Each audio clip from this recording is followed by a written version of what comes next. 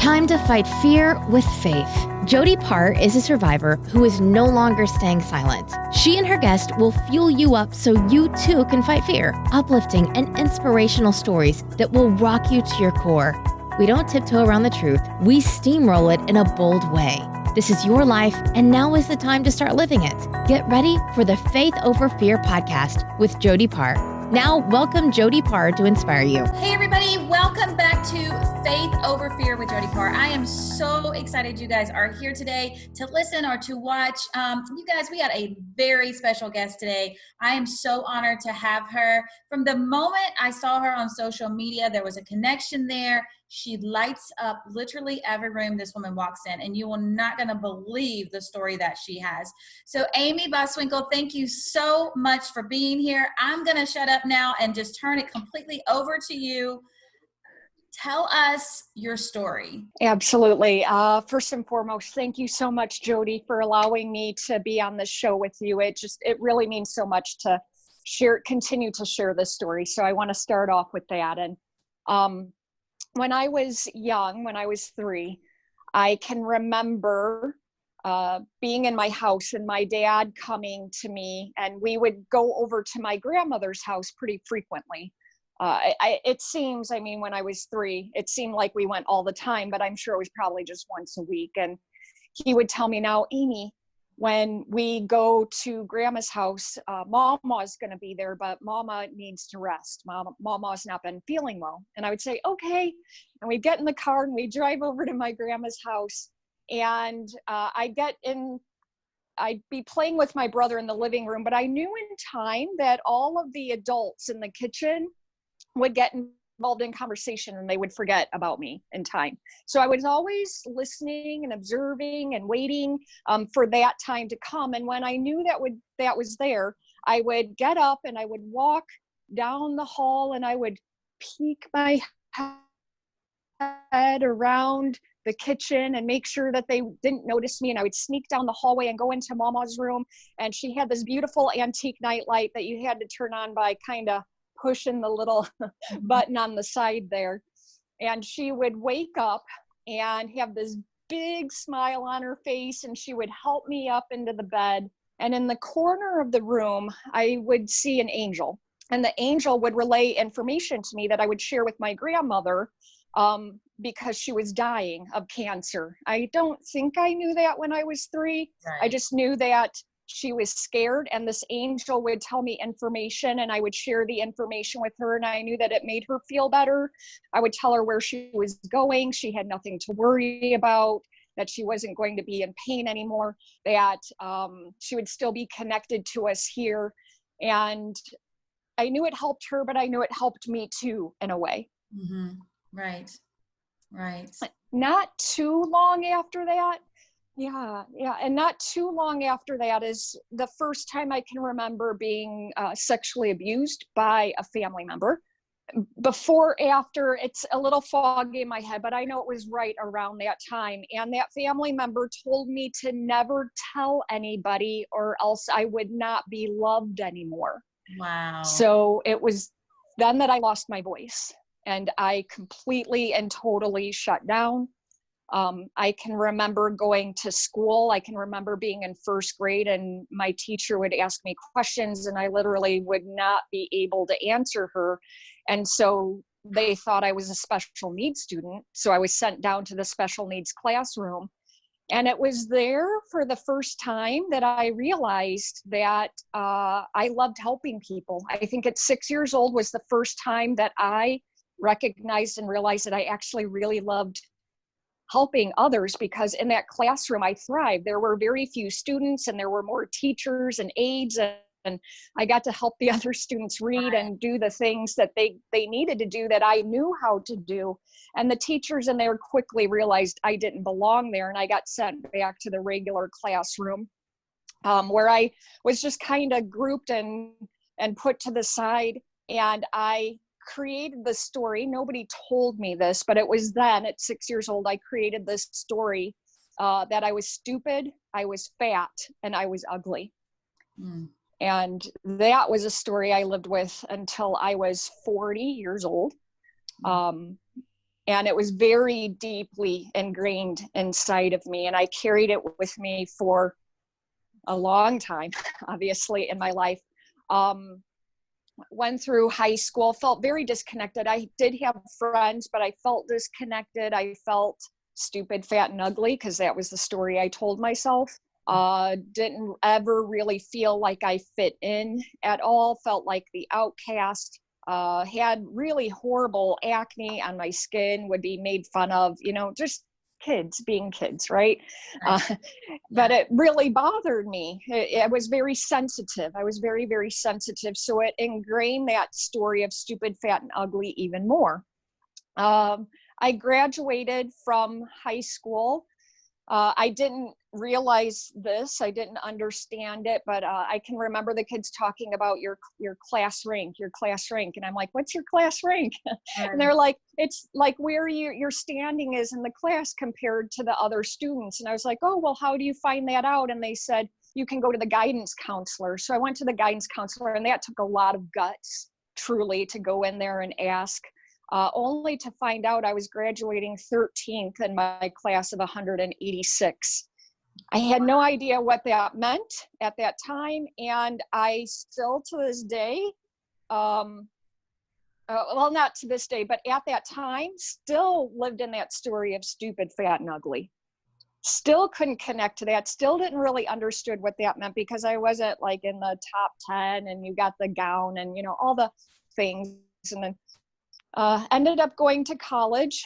I went away to college, not far from my parents' home, but not close, 3.5 hours away. I wanted to be just far enough away that they couldn't really tell me what to do, but I wanted to be close enough that if I needed to come home, I could. My parents were very supportive. However, we didn't have money. My mother was a prescription opiate addict. When I was young, I didn't know that. I just know that there were a lot of very irrational things, but when I was young, it was very normal to me that went on in the household. And so we should have had money, but we didn't. So I grew up in this, the utilities being shut off, and at times not enough food in the house, and really having to take ownership and help to raise my younger brother, who was just 2 years younger than I was. But I went to college, and my parents said, you can go, but we can't support you. You're going to have to find your way to support yourself. So I did. I went to school full time. I worked full time, and it was in college that I discovered the party scene. And so I think the first time I drank alcohol, I was an alcoholic. Sure. The first sip I had, I became a completely different person. What it did inside of me was different from what it did to most other people. And so I also became a full-time partier at that point. But I wore this badge of honor around that. I was an alcoholic. I really didn't have a hard time owning that, but because I could hold a job and pay my bills and, go to school and still get good grades and live socially, I said that it was okay. I was a functional alcoholic. Yeah.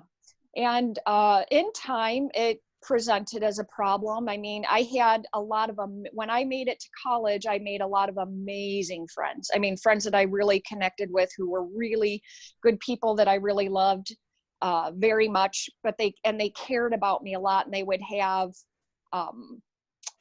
interventions with me every so often, because when I drank, I became a completely different person, but I couldn't see that version of me. I didn't see that. I can so understand that. And I also, because of what I went through, self-medicated through alcohol, and everybody seen me as just the party girl, just the fun girl, just the, they saw that, they had no idea what was on the inside of me. I was just trying to numb, cover up, and self-medicate. And so, a lot of times my friends did the same thing. I would turn very mean whenever I would drink too much. And I was ready to fight. And I think by the grace of God, I did not land in jail, because I was very, very mean drunk. And I did not realize that, as you said, because of the blinders that I had on. And it was like, it's not that bad. I'm not that bad. But looking back, you're like, wow, I was really bad, and you don't realize that. So you become the party person everybody wants to hang around, but then the people that care about you are the ones that are like, no, there's something wrong here. And then you don't want to listen to them because you find every excuse in the book to make it like they're judging you, when in reality, they're just trying to help you and show you love. So I can definitely relate to that. Yeah, absolutely. And I resonated deeply with what you said also. I believe the way you worded it, you had so much more wisdom than I did. I didn't come to the conclusion that I was numbing because I didn't know how to look at myself or look at the repressed emotional hurt that I was hanging on to inside of my heart. So yeah, I mean, I ended up graduating from college. I have a bachelor's degree in psychology. I have a minor in English. Thank you. Awesome. Thank you. And after I graduated from college, things just took this really fast downward spiral to where I became suicidal. I was in and out of the psych ward for suicide attempts. I ended up with not one, not two, but 3 DUIs, and was looking at spending a year in jail. I came to a point in my drug use where I started to hang out with wanted gang members from Chicago and became an IV heroin addict, and would travel to and from the projects of Chicago every night just to buy dope, just so that I could feel normal. I mean, the initial high went away, and it was, I ended up needing heroin just to feel normal and to, be able to go to work where I thought I was a really functioning, contributing member to my job. And I look back at it now and think, oh my gosh, like how did I do that? Ended up coming off of going through psych ward.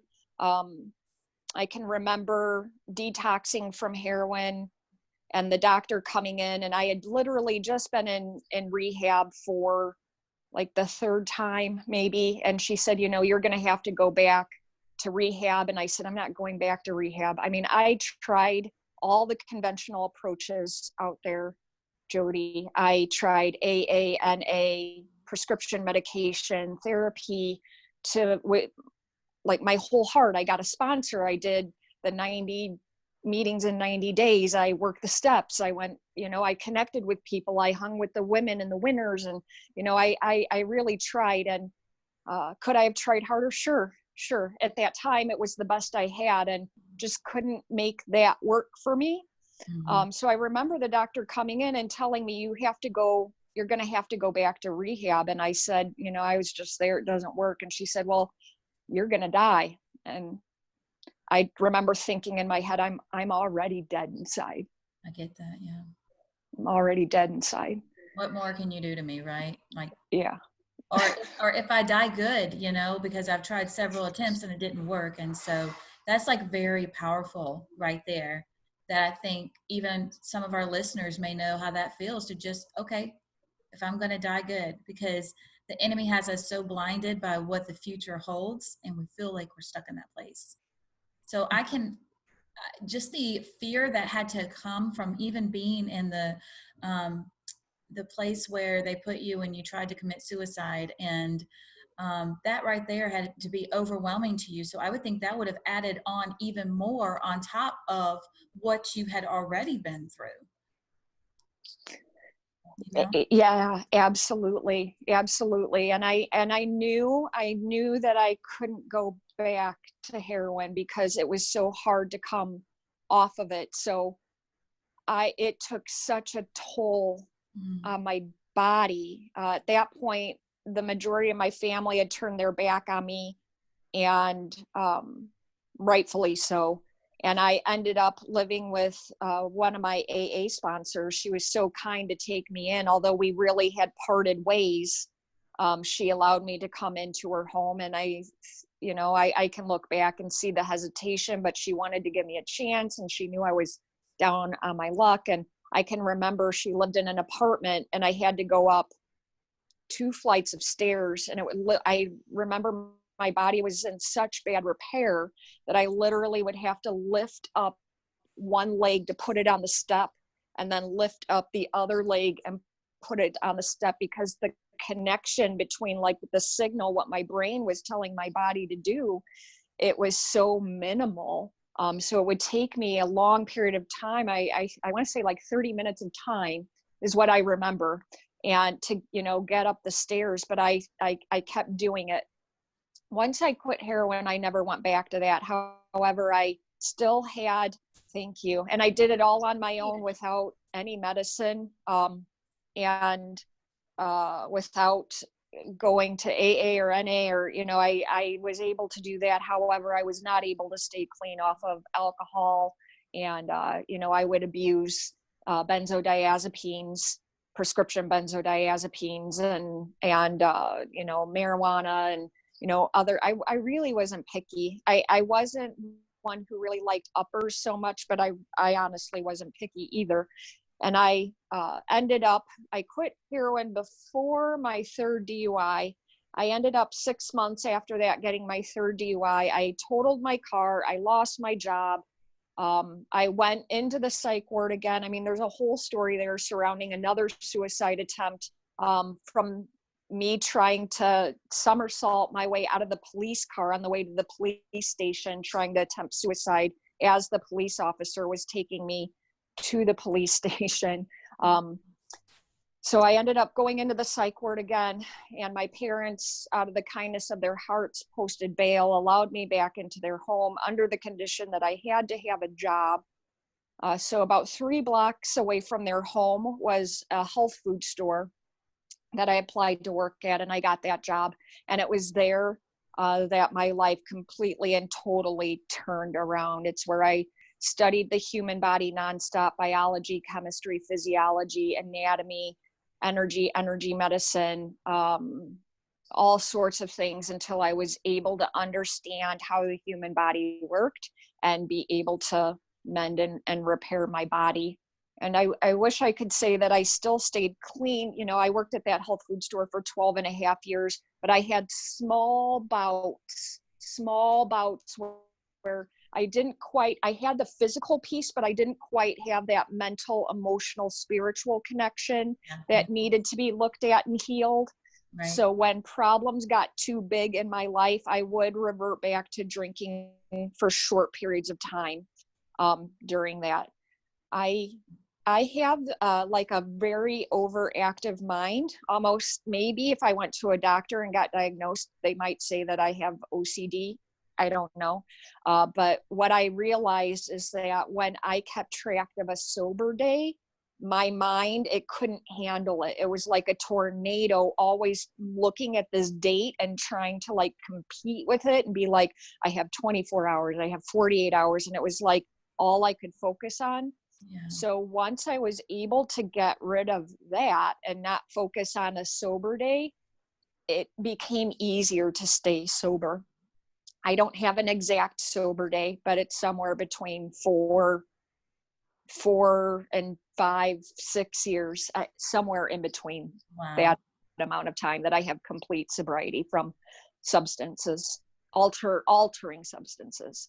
That is incredible. I mean, that is so encouraging and inspiring to so many listeners, because I feel like a lot of people feel like they're just done.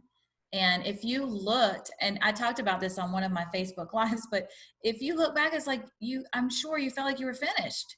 You were like, there is absolutely nothing that's going to turn out good in my life. Like, I've abused my body, I've abused my mindset, I've used different drugs, I've all of these things, but yet you came from the dark into the light, which gives me so many chill bumps, because I want you to share with me the Amiee we know today, with the light around her and the radiance that you have. Like, what a shining example that is. Like, tell us about that.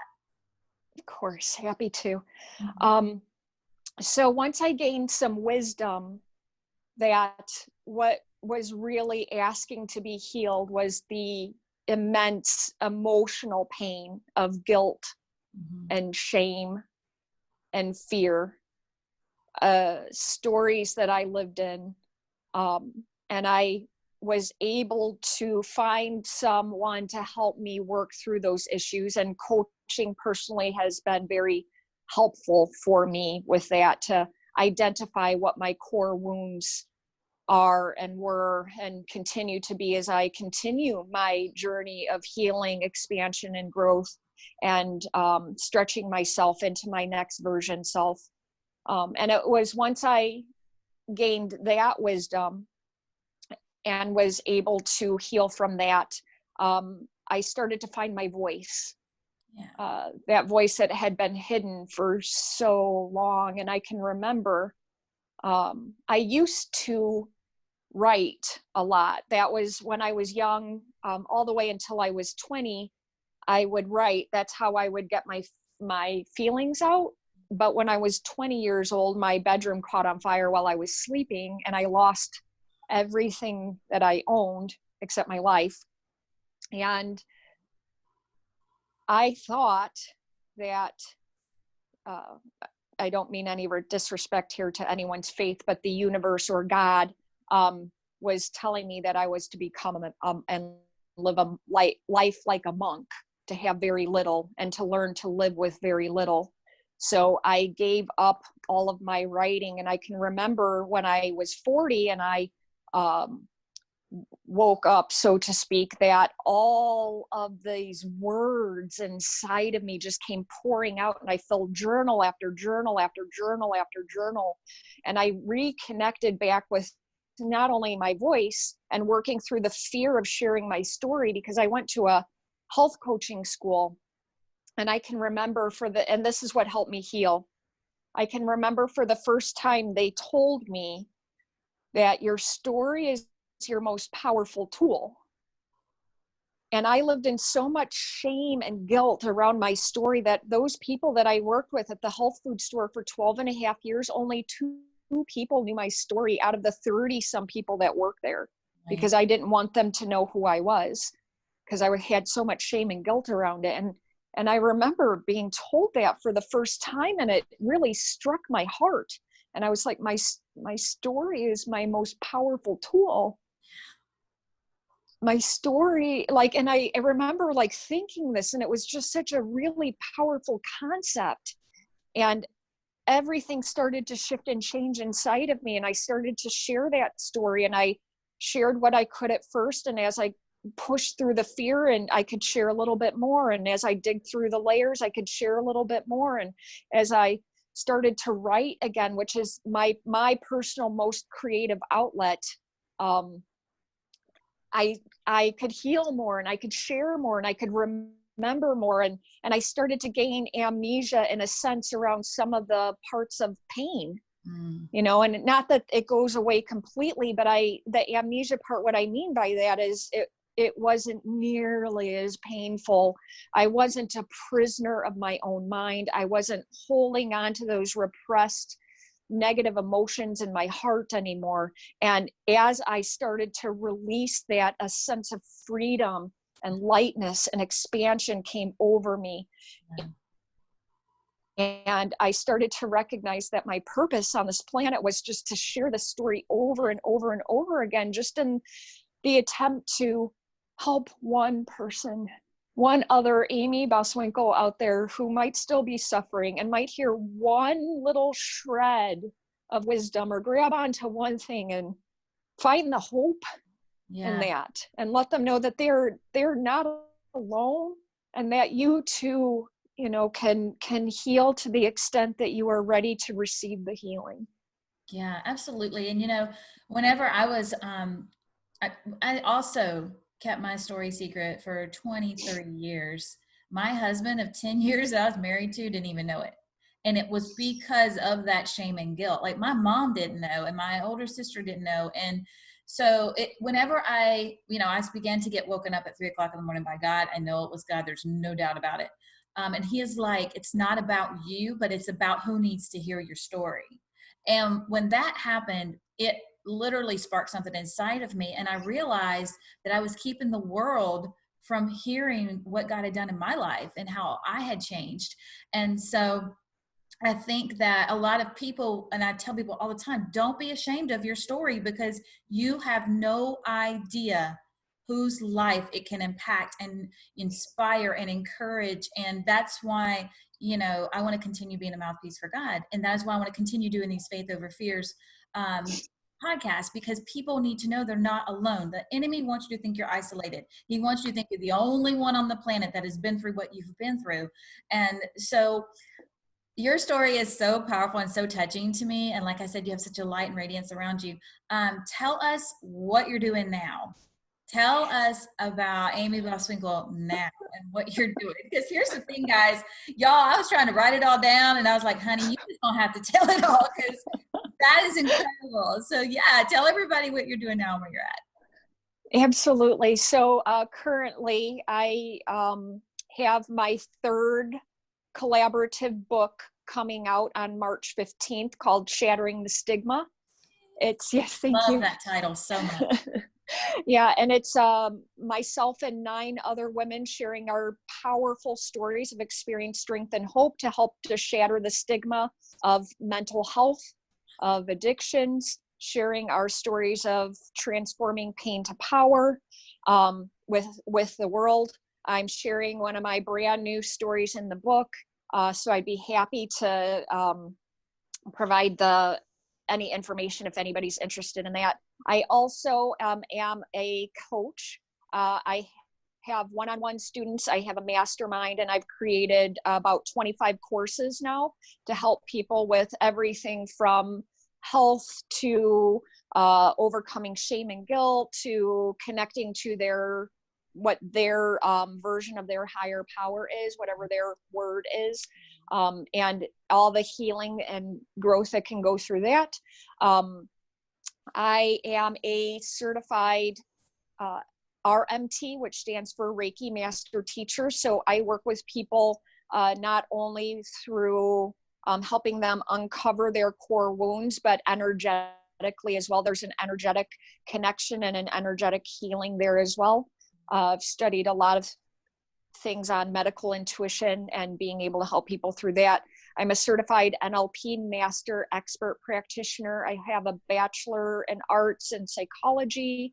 I'm a certified IFC ATCP health coach, a public speaker, and soon to be 3-time published author in less than 12 months. Collaborative book author. Get it, girl. That's incredible. Oh my gosh, that's so awesome.